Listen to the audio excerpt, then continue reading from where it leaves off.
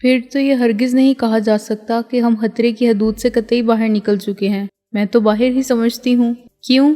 اگر پولیس دوبارہ ہم تک پہنچی تو اس کے بعد مطمئن ہو جائے گی تم ہندوستان کی ایک نامور ہستی کا روپ دھارے ہوئے ہو، اور میں بھی یہاں کوئی معمولی شخصیت تو نہیں ہوں۔ بہرحال، میں نے ایک طویل سانس لے کر کہا، حالات مخدوش ضرور ہیں۔ تم نے فتح پور سکری سے فرار کے بعد سے اب تک رینوکا دیوی کی آواز سنی؟ پرنسس تارا نے سوال کیا۔ نہیں۔ کیوں؟ میں اس کے بارے میں کیا کہہ سکتا ہوں؟ لیکن میں کہہ سکتی ہوں۔ کیا؟ میں نے پوچھا۔ میرے پاس اس وقت بھی وہ آلہ موجود ہے جو قرب و جوار کے ہر ٹرانسمیٹر کو جام کر سکتا ہے۔ لیکن وہ ٹرانسمیٹر ہے کہاں؟ میں نے ایک طویل سانس لی۔ یہ سمجھنا میرے لیے بھی دشوار ہو گیا ہے۔ پرنسس تارا نے بھی ایک طویل سانس لی۔ لیکن اب تم چند دن میرے ساتھ رہو گے تو میں اس کا بھی سراغ لگا ہی لوں گی۔ کار آگرے کے قریب ہوتی جا رہی تھی۔ میں اب پلکوں پر نیند کا شدید دباؤ محسوس کر رہا تھا۔ وہ رات میں نے ایک ننگے فرش پر اس طرح گزاری تھی کہ اب جسم کا جوڑ جوڑ دکھ رہا تھا۔ میں نے محسوس کیا کہ رینوکا کی ہیبت میرے دل سے کافی حد تک کم ہو چکی تھی۔ اس مہم میں پرنسس تارا نے اسے گویا پسپا کر دیا تھا۔ اس سے مجھے بڑی تقویت پہنچی تھی اور اسی لیے پرنسس تارا کا قرب مجھے بڑی حد تک سہارا دے رہا تھا۔ میں کار میں بیٹھے بیٹھے ہی اونگنے لگا اور پھر اس وقت چونکا جب کار ایک ہلکے سے دھچکے کے ساتھ رکی۔ وہ قدیم طرز کی ایک بنگلہ نما عمارت تھی۔ میں پرنسس تارا کے ساتھ اس عمارت میں داخل ہوا۔ شاید تمہیں بہت زور کی نیند آ رہی ہے، پرنسس تارا نے مجھ سے کہا۔ ہاں، میری آواز بھرائی ہوئی تھی۔ تو پھر تم آرام کرو، جب اٹھو گے تو پھر ہم کچھ گفتگو کریں گے۔ آؤ میں تم کو ایک کمرے تک پہنچا دوں۔ اس نے مجھے جس کمرے تک پہنچایا وہ سادگی سے آراستہ ایک خوابگاہ تھی۔ پرنسس تارا مجھے وہاں چھوڑ کر چلی گئی اور میں جوتے اتار کر بستر پر ڈھیر ہو گیا۔ جلد ہی میں نیند کی آغوش میں پہنچ چکا تھا۔ جب میری آنکھ کھلی تو رات ہو چکی تھی۔ کمرے میں اندھیرا پھیلا ہوا تھا۔ سرہانے کی کھلی ہوئی کھڑکی سے چاند کی بہت مدھم مدھم روشنی میرے کمرے میں آ رہی تھی۔ میں جاگنے کے بعد بھی کئی منٹ تک بستر پر پڑا رہا۔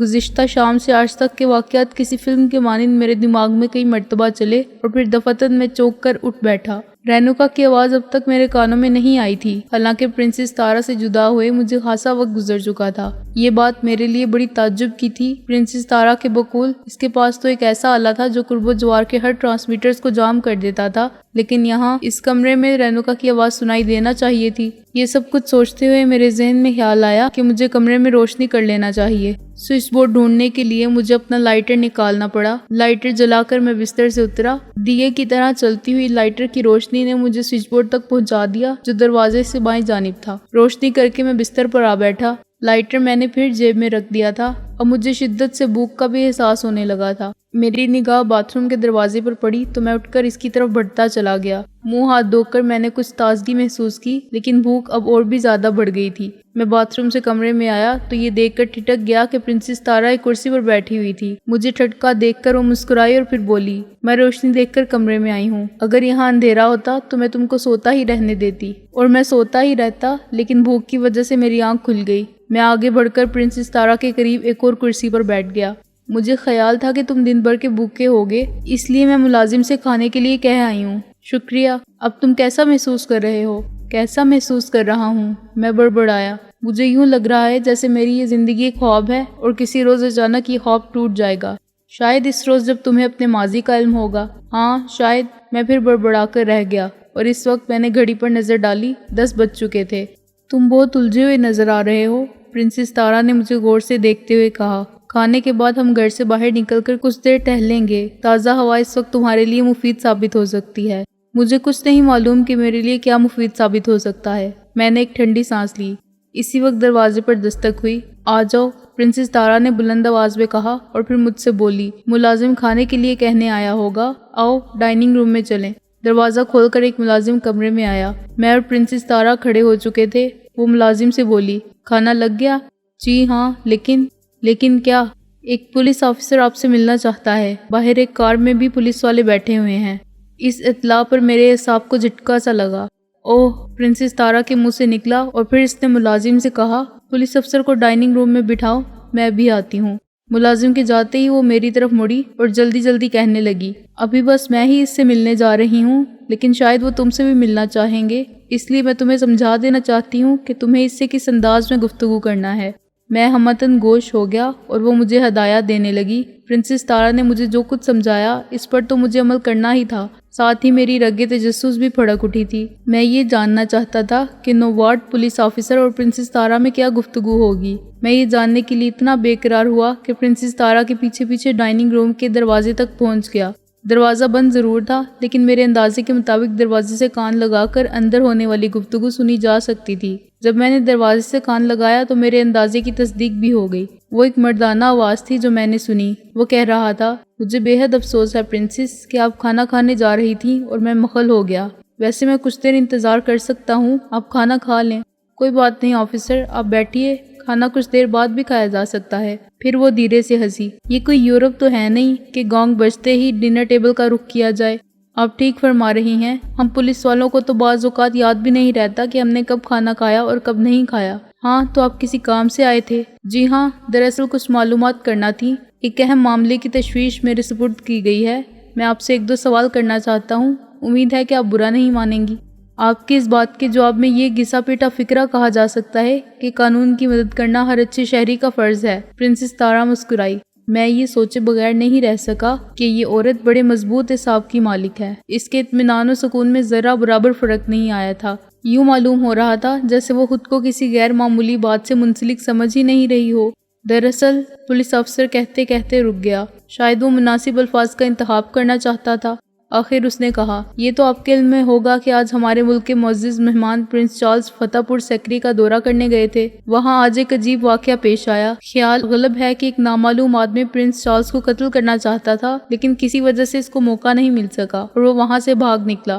جب وہ بھاگ رہا تھا تو ایک عورت بھی اس کے ساتھ تھی اور وہ دونوں ایک کار میں بیٹھ کر آگرے ہی کی طرف بھاگے تھے۔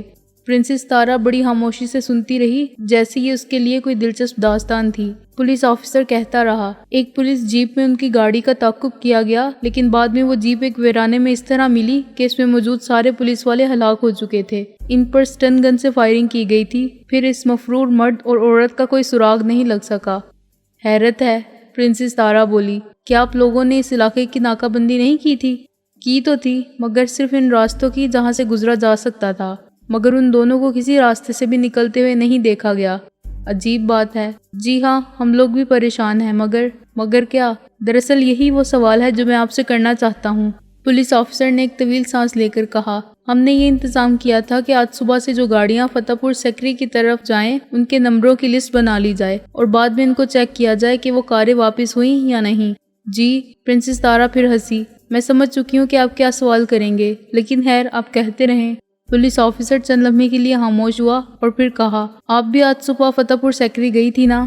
جی ہاں، چنانچہ ہمارے پاس اس کار کا نمبر بھی نوٹ تھا جس میں آپ فتح پور سیکری گئی تھیں، لیکن وہاں سے واپس آنے والی کار میں سے کسی کا نمبر بھی وہ نہیں تھا جس کار میں آپ گئی تھیں۔ جس کار میں آپ لوٹی تھیں اس کا نمبر ہمارے پاس نوٹ نہیں تھا، لیکن فتح پور سیکری جانے والی کاروں میں یہ نمبر نہیں تھا۔ آفس سے ہمیں یہ بھی معلوم ہو گیا ہے کہ اس نمبر کی کار کی مالک آپ ہیں، چنانچہ ہمیں آپ تک پہنچنے میں کوئی دشواری نہیں ہوئی۔ ویسے یہ ایک اتفاق ہے کہ جب آپ آگرے کی طرف لوٹی تھیں تو آپ کو چیک کیا گیا تھا۔ چیک کرنے والوں میں سے ایک آپ کی شخصیت سے واقف تھا۔ اسے یہ بھی معلوم ہوا کہ آپ اکیلی نہیں تھیں، آپ کے ساتھ کوئی مرد بھی تھا۔ آپ کی ساری باتیں درست ہیں آفیسر، پرنسس نے کہا۔ میں جس کار میں گئی تھی وہ میری نہیں تھی، البتہ جب میں لوٹی تو اپنی ہی کار میں تھی۔ اس کا سبب یہ ہے کہ میرے ایک دوست کل صبح فتح پور سیکری سے آگے ایک جگہ گئے تھے جہاں ان کا شناسہ رہتا ہے۔ کل صبح روانگی کے وقت اچانک معلوم ہوا کہ ان کی گاڑی میں کوئی خرابی ہو گئی ہے، چنانچہ میں نے انہیں اپنی کار دے دی۔ وہ میری ہی کار میں اپنے دوست سے ملنے گئے تھے۔ ہم میں یہ بات طے ہو گئی تھی کہ آج پرنس چارلز کو دیکھنے کے بعد وہ ادھر فتح پور سیکری پہنچیں گے، وہیں ہماری ملاقات ہوگی اور پھر ہم ساتھ ہی آگرے آ جائیں گے۔ ادھر میرے دوست کے دوست کو بھی یہ خواہش ہوئی کہ وہ پرنس چارلز کو دیکھنے جائے، لیکن وہ کنوینس کے معاملے سے دوچار تھا۔ اس کی کار ایک معمولی ایکسیڈنٹ کے باعث ڈینٹنگ پینٹنگ کے لیے گئی ہوئی تھی، چنانچہ میرا دوست اسے میری کار میں اپنے ساتھ فتح پور سیکری لے آیا اور وہیں سے ہم ایک دوسرے سے ملے۔ لیکن جب واپسی کے لیے نکلے تو یہ مسئلہ کھڑا ہوا، تو یہ طے پایا کہ میرا دوست تو میری کار میں آگرے آ جائے گا اور میرے دوست کا دوست اس کار میں چلا جائے گا جس میں فتح پور سیکری پہنچی تھی۔ دراصل وہ میرے دوست کی ہی کار تھی جس کو ٹھیک کروا کے میں فتح پور سیکری پہنچی تھی۔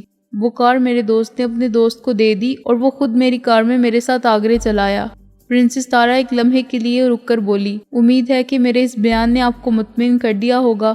بے شک آپ کا بیان ہماری الجھن دور کرنے کے لیے کافی ہے، لیکن اگر آپ برا نہ مانیں تو میں 2 سوال کروں گا۔ فرمائیے، آپ کے وہ دوست کون ہیں؟ ہمارے ملک کی مشہور شخصیت آئرن پرنس جگدیش رومولی۔ اوہ، اب وہ کہاں ہیں؟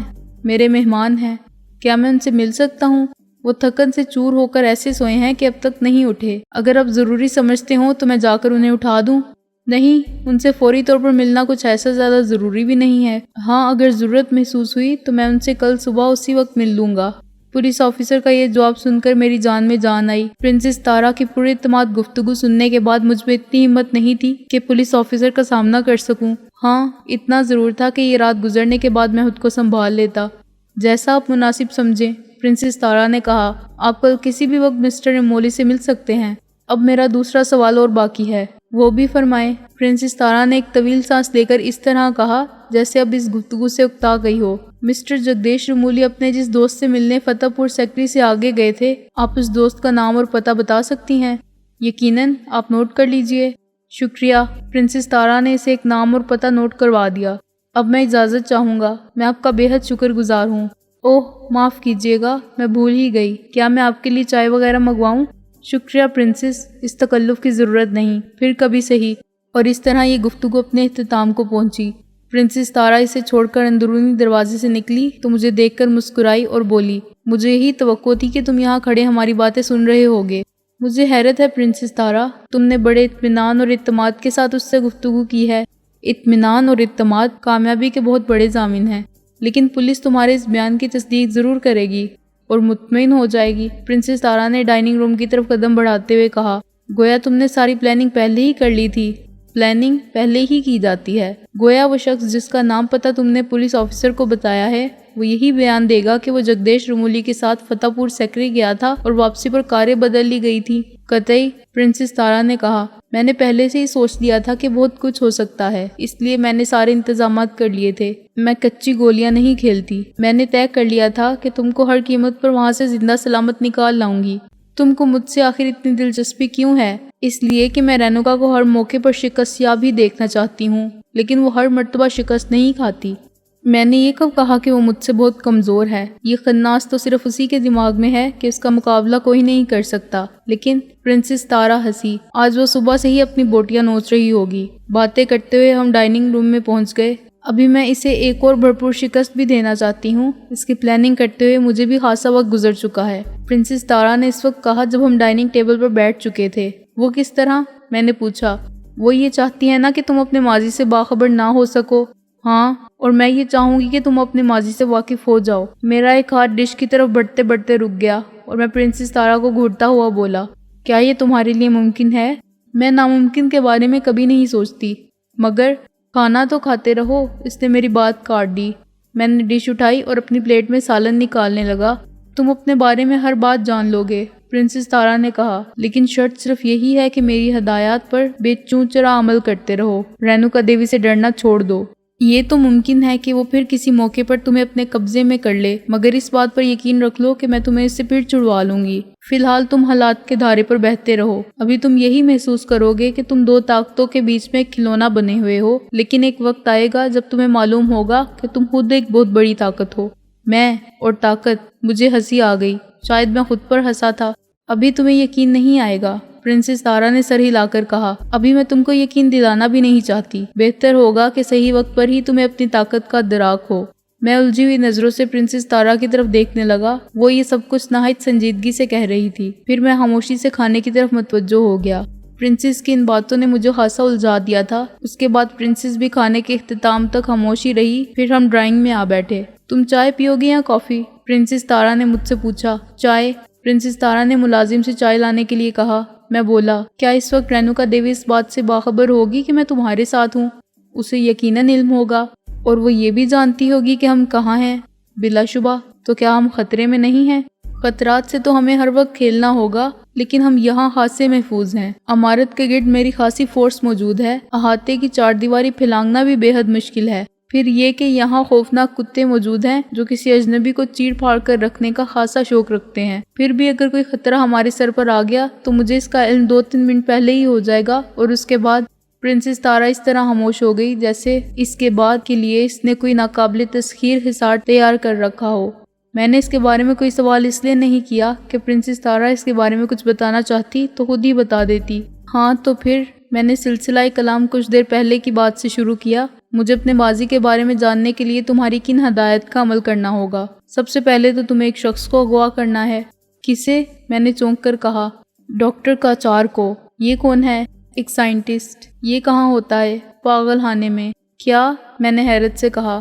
تم نے آگرے کا پاگل خانہ دیکھا ہے؟ نہیں۔ ابھی حال ہی میں اس پاگل خانے کے قریب ایک عمارت تیار ہوئی ہے جہاں صرف وہ پاگل ہوتے ہیں جن کا تعلق نہایت مقبول طبقے سے ہوتا ہے۔ اس اعتبار سے یوں بھی کہا جا سکتا ہے کہ وہ پاگل خانہ نہیں بلکہ مینٹل ہاسپٹل ہے۔ وہاں دماغی امراض کے بہترین ڈاکٹر ہیں اور اسی اعتبار سے ان کی فیس بھی ہے۔ اس ہاسپٹل میں صرف ایسے دماغی مریضوں کو رکھا جاتا ہے جو خطرناک حد تک پاگل نہ ہوں۔ ان مریضوں کے ساتھ وہ سلوک بھی نہیں کیا جاتا جو عام پاگل خانوں میں روا رکھا جاتا ہے۔ اس کے برعکس وہاں ہر مریض کے لیے ایک پڑھا لکھا خادم بھی رکھا جاتا ہے۔ اسی ہاسپٹل میں ڈاکٹر کاچار بھی ہے۔ وہاں حفاظتی انتظام تو خاصا سخت ہوگا۔ ظاہر ہے۔ تو پھر میں اسے وہاں سے کیوں کر اغوا کر سکتا ہوں؟ تم کو اس شخص کی جگہ لینا ہوگی جو ڈاکٹر کاچار کی خدمت پر روا رہتا ہے۔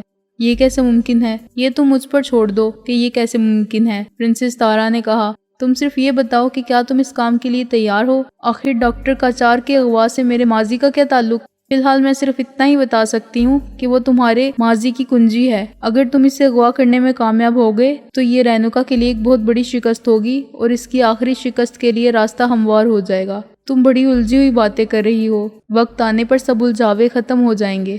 کیا ڈاکٹر کاچار کو اغوا کرنا آسان ہوگا؟ قطعی نہیں، پرنسس تارا نے کہا۔ میں تم کو اندھیرے میں نہیں رکھنا چاہتی۔ اس مہم میں تم کو خطرات کا سامنا بھی کرنا پڑ سکتا ہے، لیکن مجھے امید ہے کہ ہم ان خطرات پر قابو پا لیں گے۔ میں چند لمحے خاموش رہ کر بولا۔ میں پھر یہ سوال کروں گا کہ آخر میں ڈاکٹر کاچار کے خادم کی جگہ کیسے لے سکتا ہوں؟ پرنسس تارا نے ایک طویل سانس لی اور پھر کہا، تم خاصے ضدی بھی ہو۔ چلو فی الحال میں تم کو اتنا بتا دیتی ہوں کہ تم خاصی حد تک اس شخص کی ہمشکل ہو جو ڈاکٹر کاچار کی خدمت پر مامور ہوتا ہے۔ تمہارے حلیے میں بہت معمولی سی تبدیلی کرنا ہوگی۔ ہائیڈروجن پر آکسائڈ سے تمہارے بال بھورے کر دیے جائیں گے، بائیں گال پر ایک مسا بنایا جائے گا اور تھریڈنگ سے تمہاری بویں کچھ پتلی کر دی جائیں گی۔ بھگوان، میں بڑبڑایا۔ کیا میں سچ مچ کسی کہانی کا کردار ہوں؟ کیا مطلب؟ کبھی مجھے اس لیے کام میں لیا جاتا ہے کہ میں جگدیش رمولی کا ہمشکل ہوں اور کبھی… میں نے ٹھنڈی سانس لے کر اپنا جملہ ادھورا چھوڑا اور پھر بولا، مجھے یہی تو بتایا گیا ہے کہ میں رینوکا دیوی کی کسی کہانی کا کردار ہوں۔ بکواس، پرنسس تارا نے برا سا منہ بنایا۔ اس وقت ملازم چائے لے آیا۔ ذرا دیر کے لیے ہماری گفتگو رک گئی۔ جب ملازم چلا گیا تو پرنسس تارا چائے بنانے کے لیے ٹرے پر جھک گئی اور میں نے اسے پوچھا، ڈاکٹر کاچار کے اس خادم کا نام کیا ہے؟ ساون۔ مجھے اس کی جگہ کب لینا ہوگی؟ پرسوں، پرنسس تارا نے جواب دیا۔ کل تو تمہیں جگدیش رمولی کی حیثیت سے پولیس کو بیان دینا ہوگا۔ لیکن میں کیا بیان دوں گا؟ یہ کہتے ہوئے میں نے بڑی بے بسی محسوس کی۔